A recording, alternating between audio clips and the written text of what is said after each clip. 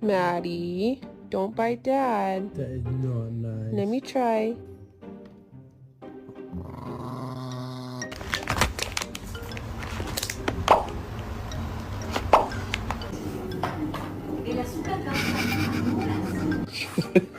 Stop.